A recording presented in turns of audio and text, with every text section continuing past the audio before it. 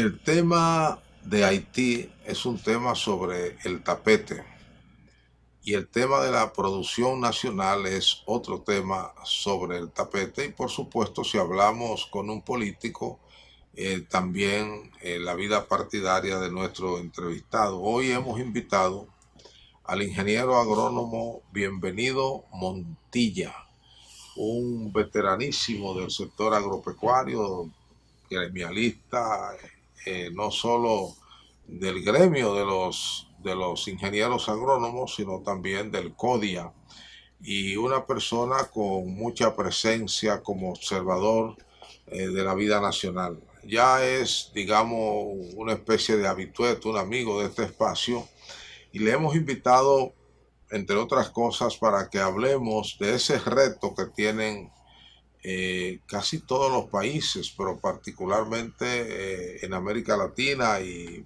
en el Caribe, República Dominicana, porque derivada de la pandemia hay una situación internacional difícil con la producción y más que con la producción, con el transporte de lo producido.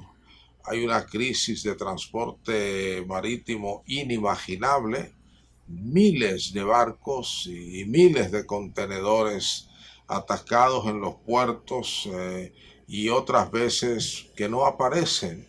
Y todos, unos y otros, con unos sobreprecios casi imposibles de manejar por el comercio. Eso ha hecho que muchos países, incluyendo a China, hayan advertido a sus nacionales que se aprovisionen, que se habituallen de alimentos porque vienen días difíciles. De manera que ese es un tema que a nosotros nos toca de cerca porque hasta hace relativamente pocos años fuimos un país llamado eminentemente agrícola y según los expertos tenemos tierra suficiente para una buena producción y también para las crianzas de los distintos tipos de ganados.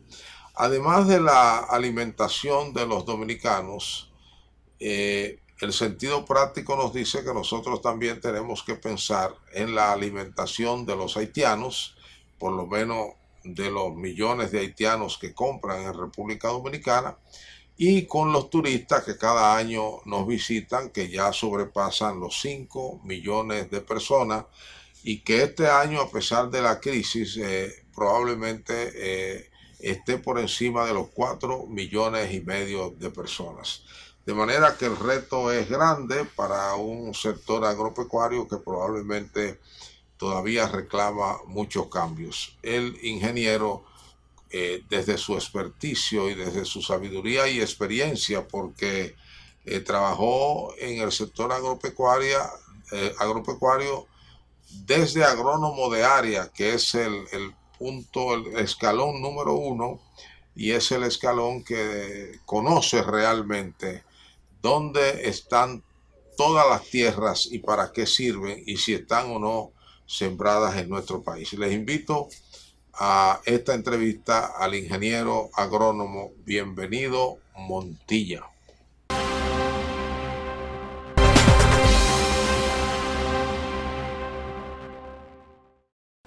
Ingeniero Bienvenido Montilla, un gusto tenerle por acá. ¿Cómo se siente? Le veo casi rejuvenecido, ¿no? A pesar de que usted es un hombre joven. Bueno, yo quiero agradecerle a usted, como siempre, su fina gentileza, y es un honor para mí participar en este programa de televisión de muchos años ya. Viejito, sí.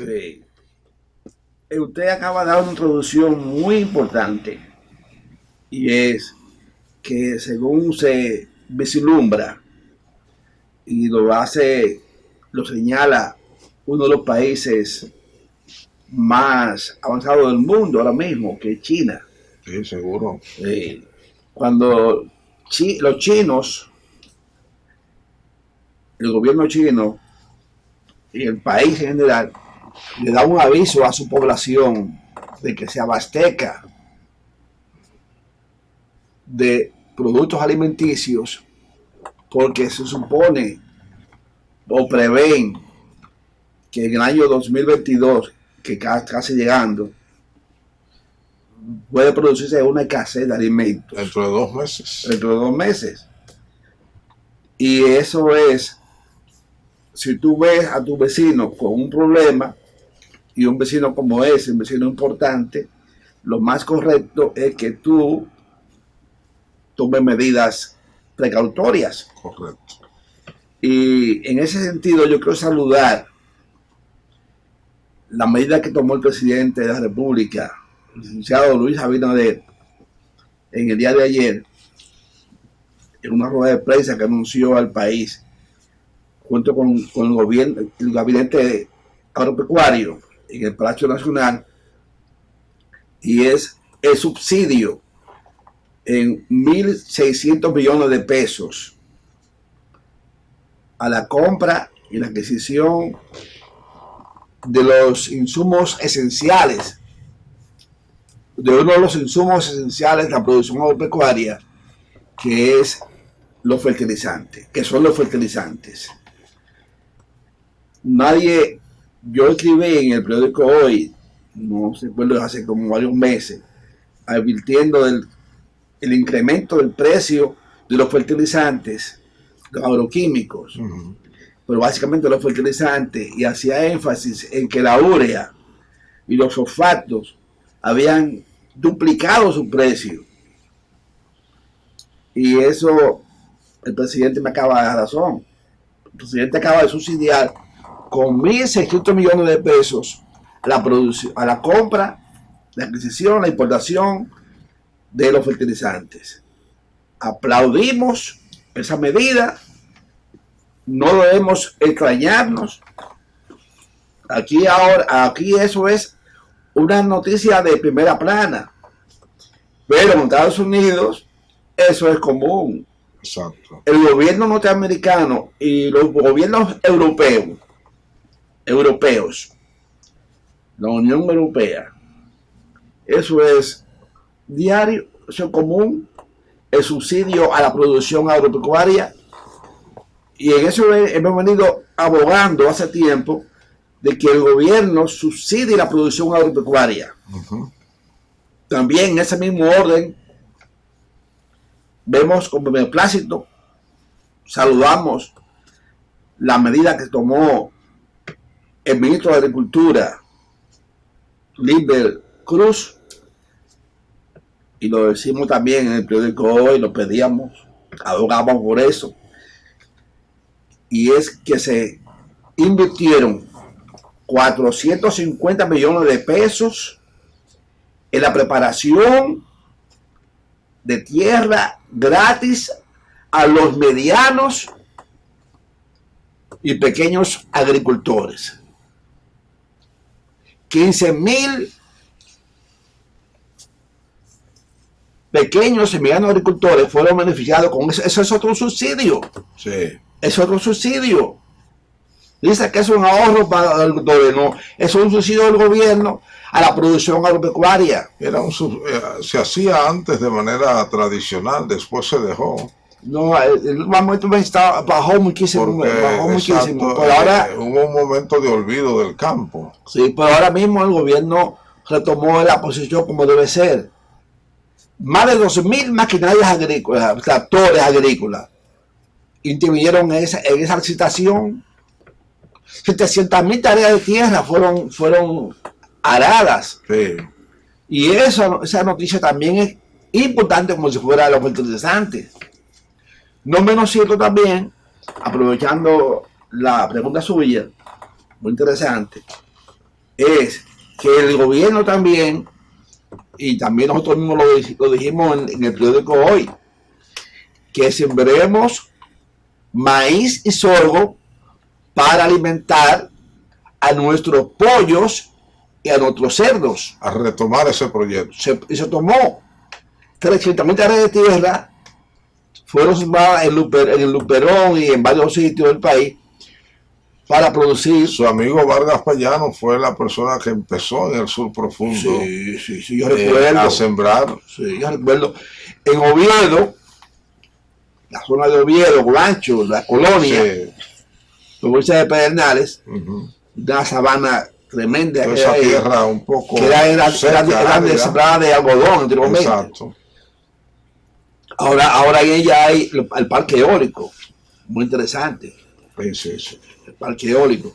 Pero en esa sabana se sembraron muchísimo sorgo de buena calidad, se dio maravillosamente bien. Recuerden bien el secano, ¿eh? Esa vez no tuvo mucha demanda, ¿te recuerdas? Sí, pero ahora mismo el gobierno está poniendo énfasis. Ya no hay PL 480. No. Que competía porque se traía el maíz en condiciones muy blandas. La PL 480 fue funesta para el maíz, para el sorgo y para el maní. Exactamente. Para el maní. Sí, sí. La PL 480 no es más que la ley pública de Estados Unidos que favorece a sus productores, bueno, para ellos no es mala. No, de ninguna manera. Eso ellos tienen que defender, primero legislar para sus intereses, mire, y segundo defender sus intereses. El único problema es los países que no defendemos nuestros intereses. Mire, es patriótico eso. Lo que le voy a decir a usted es patriótico. Es una actitud patriótica.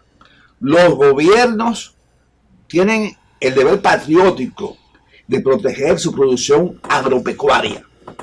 Nacional en general. Nacional en general, por la producción, los alimentos hay que protegerlos. No, y es un asunto de estrategia de vida. Como nación. De vida.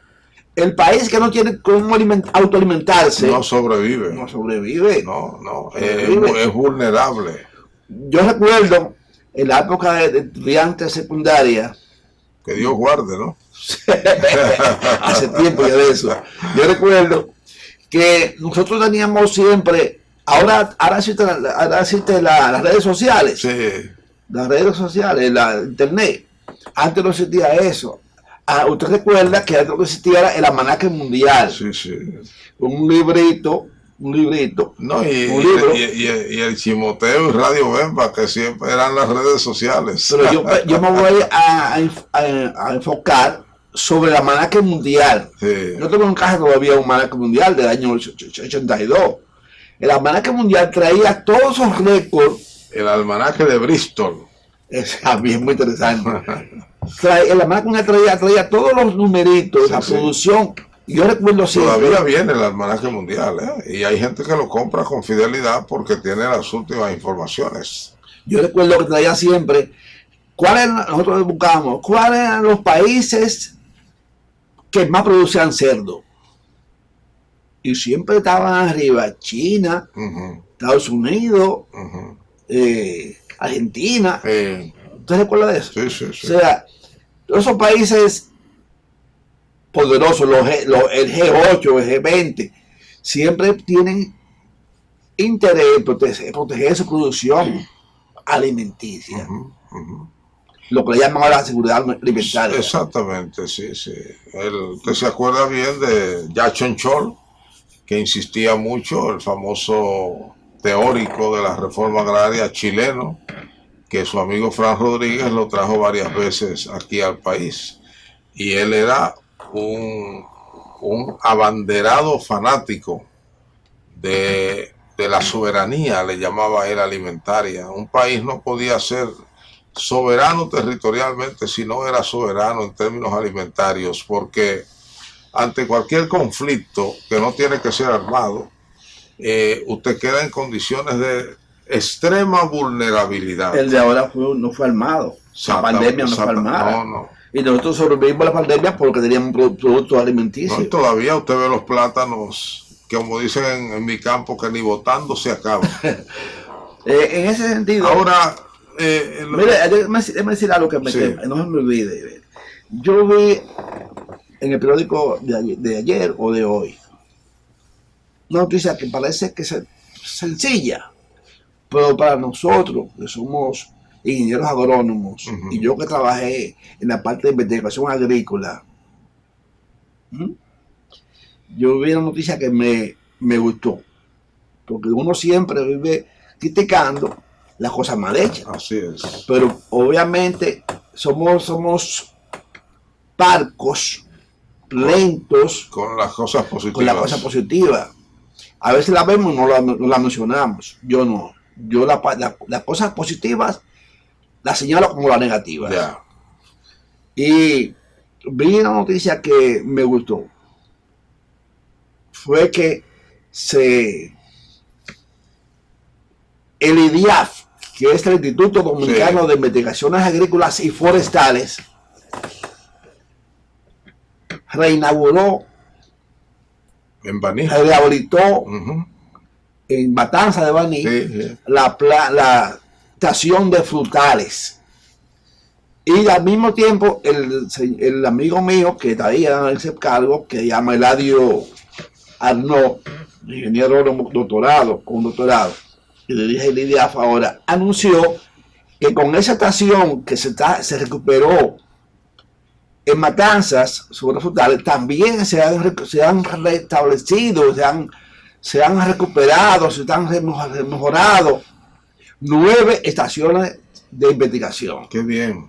Y esa noticia debe de ser importante. Sí, muy importante. Muy importante. Muy importante. Muy importante noticia. Y muy aleccionadora políticamente para quienes mataron la investigación agrícola en nuestro país, una cosa inusitada, pero usted sabe que nosotros pasamos una larga temporada, como de 20 años, de espaldas al campo, donde era como si el campo no existiera, a pesar de el enorme, no el enorme potencial, no, la enorme riqueza que significa el campo para nuestro país.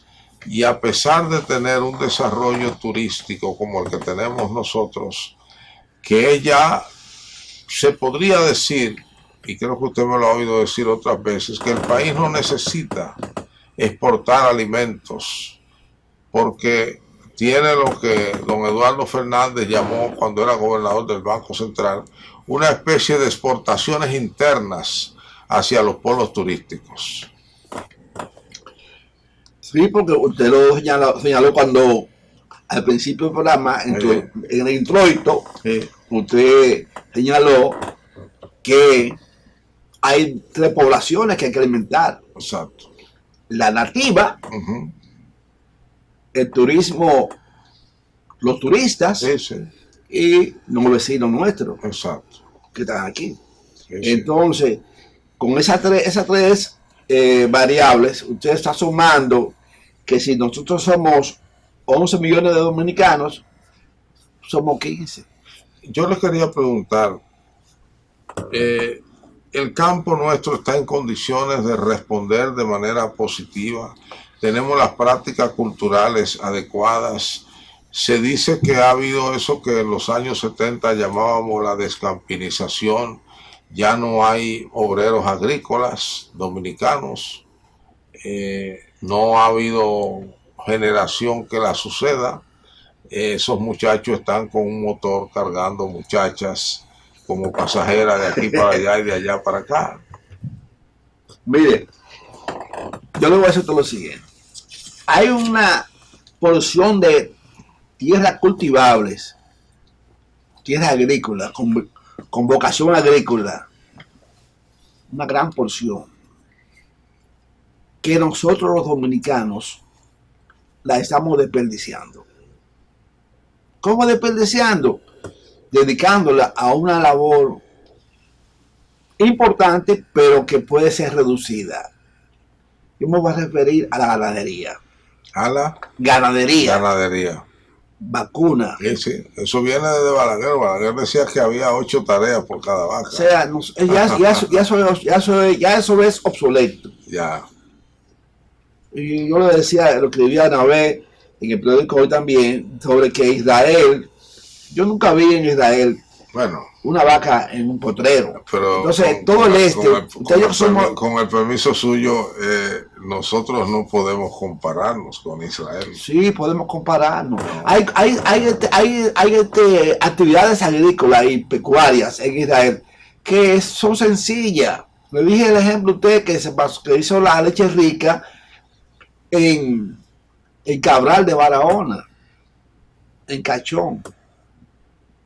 Ahí hicieron una fincas con la vaca estabulada.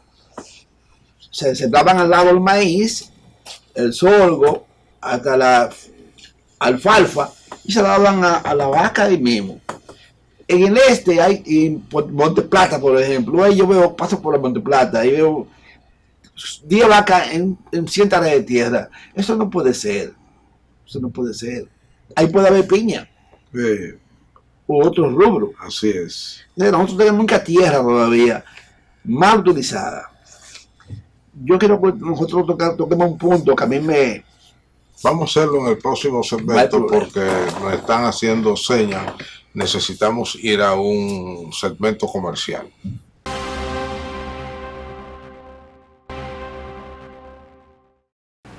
Seguimos esta entrevista con el ingeniero agrónomo Bienvenido Montilla. Ingeniero, de verdad que yo no sé si estamos en condiciones técnicas, aún tengamos la tierra y la posibilidad de mejorar el cultivo o los cultivos, de utilizar tierras que ahora se dedican para bosque o que se dedican para ganado, etcétera. Pero aquí solo las grandes fincas, los grandes productores usan tecnologías modernas. Después, en el pequeño y mediano productor, todo sigue igual. Yo me lo imagino, porque hace tiempo que no lo veo, que todavía en algunas zonas de nuestro país los agroquímicos se riegan con yagüí, que usted se acuerda cuando se cogían de un yagüí que ahí se tiraban así. Sí. También usted recuerda, y yo también recuerdo, es que en San José de Ocoa, yo trabajé en San José de Ocoa, viví en San José de Ocoa, sí, y en Baní, en los dos municipios, la provincia, las dos provincias, las dos. Muy productoras en aquel tiempo no eran provincias. De excelentes terrenos. Sí. Se dedicaban muchas tierras, muchos metros, muchas tareas de tierra para producir tomate y ají. Gracias a los invernaderos se convirtieron en metros. Sí, así es. Lo mismo sucede con el ganado. Sí. Puede convertirse en metro. Entonces, en ese sentido, los agricultores que hoy en día se dan reacios a ese cambio, el gobierno nos puede ayudar a hacer cooperativas agrícolas, como lo hacen en España. Los productores agrícolas de España tienen sus cooperativas, hasta los pescadores tienen sus cooperativas, ya todas las cooperativas. Se puede hacer aquí cooperativas en el campo. Bueno, se han hecho muchas. Hay que decir que el presidente Danilo Medina las impulsó. Sí, a través de la visita sorpresa. Dice eso. Yo estuve en el Gato Mayor y vi ahí, visitamos fincas de cacao orgánico, y esos productores son asociados, están en cooperativas y tienen sus almacenes de secado de cacao y exportan cacao. Sí. Entonces ese camino se puede caminar, se puede recorrer. Yo me quería referir en este segmento que usted me acaba de ofrecer a un tema muy que me atrae, me gusta, y me refiero al medio ambiente. Y básicamente, ahora mismo que está en tapete, está en boga, la cumbre sobre el clima que está celebrándose ahora mismo en Escocia. Y ahora mismo el gobierno dominicano tiene en ese cónclave mundial el COP 26, que busqué, que COP quiere decir la conferencia de las partes. Fue 24, 25, ahora 26. Una buena oportunidad de recibir recursos frescos para la protección del bosque. Y el ministro de Medio Ambiente acaba de firmar allá ese convenio. que es proteger el bosque y el suelo. Sucede que los países que firmaron ese convenio van a destinar 19.000 millones de dólares para financiar a los países más pequeños. Y fíjense quiénes fueron los firmantes. Los países que tienen muchos bosques. Sí. Y entre ellos, uno que yo visité 2 veces ya, que es Costa Rica. Costa Rica, de gusto ver allá Costa Rica. Costa Rica, Brasil, Colombia, Panamá, que tienen cantidad de tierra de bosque. Y en ese sentido, nosotros tenemos una oportunidad de aprovechar esos recursos frescos. El mundo está amenazado con el problema del cambio climático, que ya es una realidad. Y los países industrializados, China, los más ricos, son los que producen más polución, más problemas al mundo. Pero nosotros como país pequeño tenemos que poner énfasis también en proteger nuestras áreas boscosas. Bueno, hay que decir que América en eso es privilegiada y con una tendencia cada vez menor a la deforestación.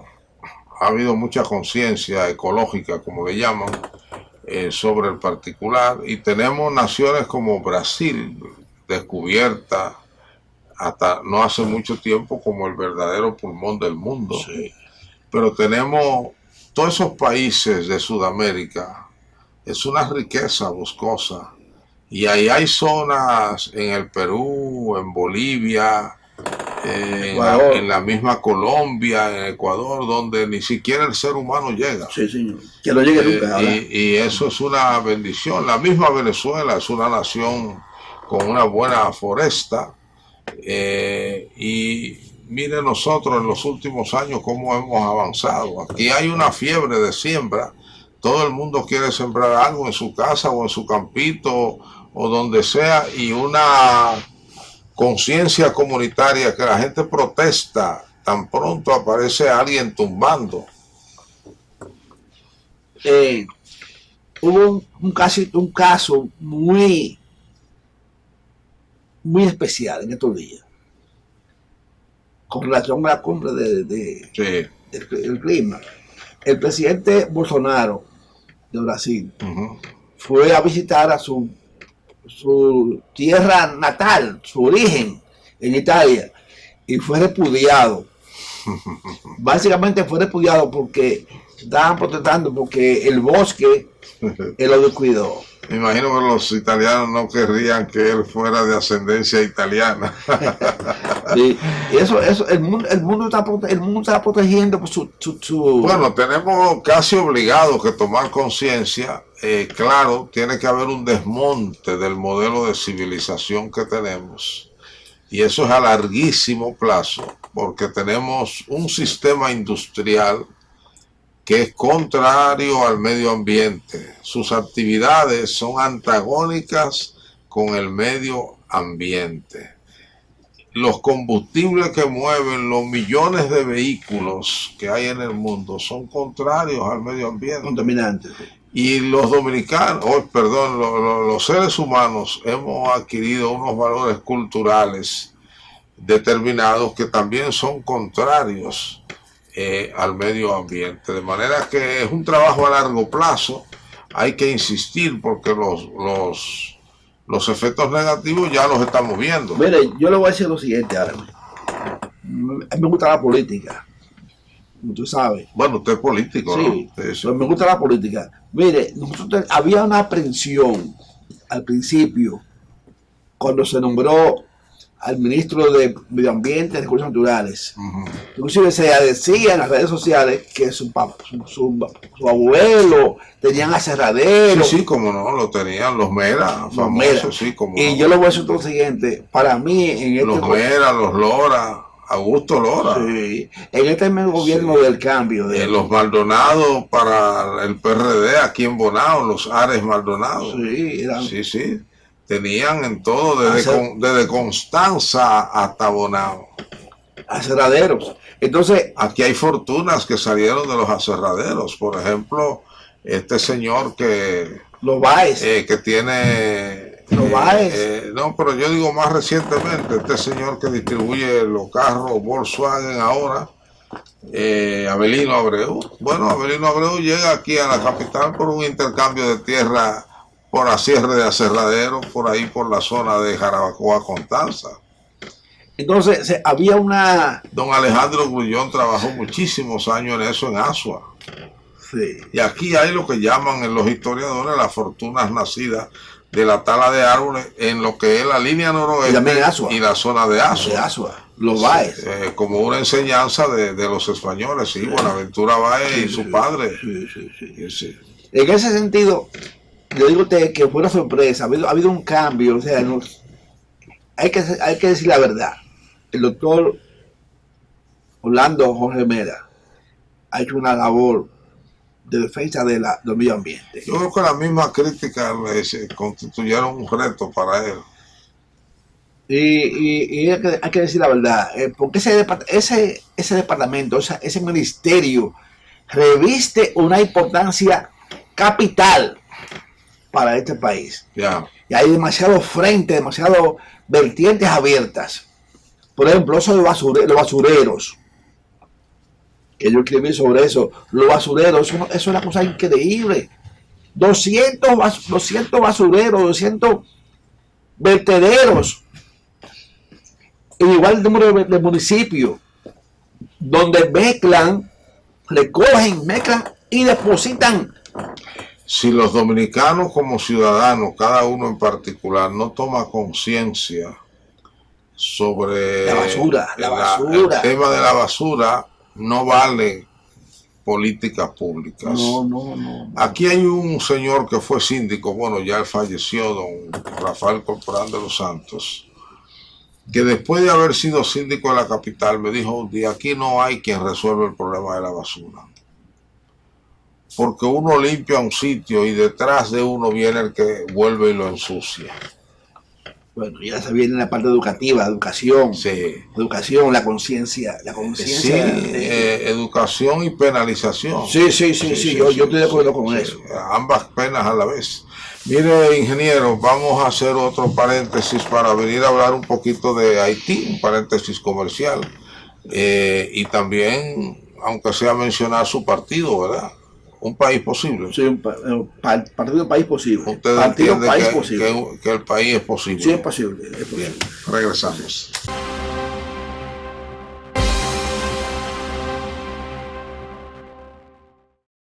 Ingeniero, bienvenido, Montilla. Estamos ya en la parte casi final del espacio y hay un tema ahora que es un tema obligado, que es Haití.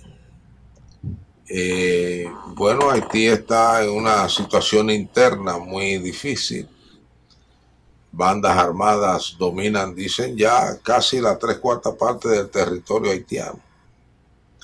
Y se han dado algunas de ellas a la modalidad de los secuestros individuales y colectivos. Y una de las crisis actuales es que hay 17 misioneros, 16 de ellos norteamericanos y un canadiense, que están secuestrados, y como nosotros sabemos, Estados Unidos en alguna ocasión de su historia ha sido capaz de invadir una nación por un ciudadano. ¿Cuál es su visión de este problema, de este tema en relación con nosotros? Mire, el tema haitiano a mí me mortifica como todo dominicano. Y yo estuve viendo ayer un caso muy especial. A usted se lo comenté por WhatsApp. Y es el tipo de armamento que poseen las 200 bandas que operan en Haití. Sucede que hace unos cuantos años se extraviaron, se perdieron. Cuando se disolvió el ejército. 5.000 fusiles Galil, que lo produce la industria militar, la Indumil de Colombia. Y esos fusiles tienen un alto poder de fuego. Aquí nuestro Ejército Nacional, nuestra Armada, Fuerza Armada no tienen esos fusiles. Tienen grado 3, pero no tienen la cantidad de fusiles que tienen las bandas haitianas. El M16, que es el fusil que tienen los soldados dominicanos, nació en el año 1963 y tuvo de moda en Vietnam. Hoy en día, el ejército de la Armada norteamericana lo descartó. Ya tienen el M4. Yo no soy militar, pero ese aparatico... Veo que conoce de armas. Ese aparatico, el que no investiga no tiene derecho a la palabra. Y eso, ya la Armada norteamericana descartó el M16. Tiene el M4. Yo sugiero, eso para ustedes primicia, una sugerencia mía, que el gobierno dominicano se acerque al gobierno colombiano y se adquieran 10.000 fusiles Jalil. Yeah. Ese fusil Jalil, oiga cómo dice el nombre, Jalil, tiene su origen en Israel. Israel le vendió la licencia a Indumil, la industria militar de Colombia. Y hoy en día el ejército colombiano y la policía colombiana tienen el Jalil, un fusil de alta efectividad. Yeah. Ese fusil es el que tienen las bandas que dirige Babeque. Y una de ellas dirige una parte. Pero Babeque no es el que tiene los secuestros. No. Pero son 200 bandas que hay. Sí. Y esa fusil está en manos de... Ahí habrá bandas medianas y banditas. Sí. En las 200, ¿no? Debe haber 200.000, 350 y 200.000 se calcula. Haitianos involucrados en bandas, reclutados. Versus 12.000 soldados dominicanos en la frontera. Bueno, pero... Oye, bien, y 5 tucanos. Sí. Nosotros tenemos que tener mucho cuidado. Y varios tanques. Aquí no hay tanques de guerra. ¿De guerra? Aquí lo que hay es tanqueta. Así, bueno, pero... Con goma. Entonces no hay... Aquí no tenemos ese... Trujillo tenía tanque de guerra, sí. Pero ahora ya no hay tanque de guerra, lo que hay es... Y los que aparecieron en la revolución, ya se dañaron. La revolución, la cual nosotros vivimos, ¿verdad? Y vimos... Cuando yo vi en el Conde, esquina Pablo Hicado, un tanque de guerra norteamericano, yo me espanté. Un edificio como de 5 pisos. Sí. ¿Entiendes cómo es? Sí. Pero la revolución de abril, para bien o para mal, pasó hace 56 años. Son 56 años. 35 más 21. 56 años ya. Sí. Es decir que todos los armamentos, mire, fíjense lo siguiente, en la guerra de abril, nosotros vimos en la calle, y uno se aprendió los nombres, como 12 tipos de armas, y fusiles, el fusil Mauser, el M1, el G3, el FAL, la Thompson de disco, que no lo había en película. Todo eso apareció en la guerra de abril. Pero los norteamericanos no son tontos. Ha habido una lucha para Sí, que eso sí. no devuelva de nuevo otra vez. Entonces, ahora mismo yo creo que el gobierno debe destinar 10 millones de pesos y A la comprar compra de esos a la compra de fusiles. esos fusiles. Pero bueno, nosotros tenemos, Y perdón, y la guerra que no venga. nosotros no hay razón. La verdad es, yo creo que aquí a veces estamos creyendo que el conflicto interno de Haití es un conflicto con nosotros y en realidad es un conflicto entre ellos.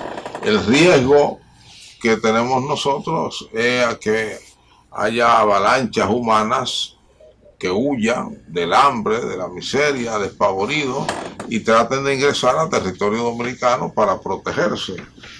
Pero fíjese que todavía no hay un solo de esos bandoleros que haya mencionado a la República Dominicana, porque no se trata de eso para ellos. El problema no es República Dominicana, ni mucho menos. El problema ahora mismo aparentemente son las acciones francamente terroristas y la búsqueda de dinero por ese viejo método del secuestro, que eso no es nada nuevo. El discurso de Babeque fue un discurso político. El discurso de Babeque ayer fue político. Sí. Bueno, él dice que no es político ni es un partido político, pero que su lucha es contra la oligarquía y contra los políticos, a favor de los pobres. Me chocó algo que dijo él, que fue que él estaba denunciando que los sirios palestinos o libaneses están incidiendo. Bueno, eso se sabe hace mucho. Aquí tenemos al doctor Iván Gatón, que ha hablado de esa preocupación de Estados Unidos por la presencia de grupos extraños árabes en Haití. Incluso Haití es una de las naciones de América y el Caribe donde más ha prosperado como religión el islamismo es en Haití, y ahí han detectado aparentemente, según los análisis que se han hecho, se han detectado células de grupos árabes, y para Estados Unidos eso es una preocupación que va más allá del secuestro, ¿no? Por eso no se descarta cualquier acción de tipo una operación en Tebe o cualquier otra operación. Mire, yo tuve una experiencia en Haití. Yo he visitado Haití 3 veces ya. Y una de las que yo viví fue que nosotros fuimos un ingeniero dominicano, el ingeniero Silvio Durán, que dirigió... El director del INDRI. No, de Corazán. De Corazán en Santiago. Y el ingeniero Efraín Castillo, puertorriqueño. Y yo fuimos como CODIA, fuimos a Puerto Príncipe a reactivar el colegio de ingenieros haitianos, que estaba decaído. Y nos recibieron los ingenieros haitianos, los directivos del colegio de ingenieros haitianos, que dicho sea de paso, no había un negro. Éramos como usted y yo y mulatos, que allá es una clase conflictiva. Fuimos y nos hospedamos, duramos 2 días en Haití, en Puerto Príncipe. Nos hospedamos en el Hotel Montana, que luego derrumbó con el terremoto, allá en Petionville. Y yo vi a los ingenieros haitianos que tenían una animaversión. A los dominicanos. No, a su misma clase. A los de abajo. A los de abajo. Claro, porque los mulatos, por eso le dije, una clase conflictiva. Porque la división, la lucha racial en Haití es más fuerte que de aquí, ¿eh? Cómo no. Como un menosprecio a sus propios nacionales. Y yo recuerdo cuando íbamos a la oficina de uno de ellos, una oficina muy bonita y muy adecuada en Puerto Príncipe, al entrar había calles de tierra y de polvo. Y el ingeniero haitiano nos dijo, no, están reparados la calle para protegerse. Sí, sí. Pero vi en las esquinas vendiendo leña y carbón y leña en cada esquina. Hay mucha gente en la calle. También me llevé la impresión negativa cuando nos dio un paseo en su jipeta por el Palacio Nacional de Haití. Y alrededor del palacio estaban vendiendo chicharrones, yaniqueque, frito maduro. Era una cuestión como Somalia. También cuando llegamos al aeropuerto, yo pensé en la película de Somalia. Bueno, conocemos bien las condiciones sociales y económicas de Haití. Cuando llegamos al aeropuerto, yo vi en el counter una mujer haitiana sentada arriba. Y cuando salimos del aeropuerto, hacia la calle del aeropuerto, de Puerto Príncipe, un tanque de guerra de la ONU. Fíjese qué impresión. Sí, sí, sí. Yo publiqué eso en la revista del CODIA. Y yo tenía fotografía. La impresión que yo me llevé de ese país. Otra experiencia que tuve en Haití, viví en Limonet, llegando a Cabo Haitiano. Sucede que el presidente de la República Dominicana, Leonel Fernández, le donó una universidad muy bonita, el Limonet haitiano. Entonces nosotros tuvimos que hacer allá un estudio sobre la planta que había en la universidad, el jardín, una auditoría. Yo, mientras estaba contando las plantas que había en la parte periférica, me fui retirando del recinto universitario y allá me agarró una haitiana. Me cayó atrás como pidiendo dinero. Cuando llegué a la universidad, al portón, los guardias haitianos y dominicanos me dijeron, los haitianos me dijeron, no, tengan cuidado, no salgas tan lejos, no vayas tan lejos. Es impresionante. También cuando entré a la universidad, vi en unos murales hechos por los haitianos, donde habían fotografías, habían como dibujos, pinturas de haitianos matando a los franceses, fusilándolos y todo eso. Entonces, esa impresión que yo me llevé desde ese viaje. O sea, no es un país que requiere, aparte de la impresión que me llevé camino a Juana Vicente, ¿cómo se llama? Vicente, Juana Méndez, ciudadanos haitianos bañándose en un río sucio, o sea, falta de agua potable, toda esa impresión de ese pobre país, a mí me lleva a la conclusión de que lo que dice el presidente Luis Abinader y reclama el presidente Luis Abinader es atendible, comprensible y debe ser atendido, debe ser escuchado. Él se refiere que llama a Francia, al Canadá y la Unión Europea, y por qué no Estados Unidos, ir en auxilio de ese pobre país. Muchas gracias, ingeniero Bienvenido Bonilla, por su participación. Agradecemos sus opiniones y yo espero que pronto estemos aquí para volver a hablar, en este caso sobre Haití, que se nos ha quedado sobre el tintero, y también el tema del partido político al que usted pertenece. A ustedes, gracias por igual. Nos vemos en el próximo programa.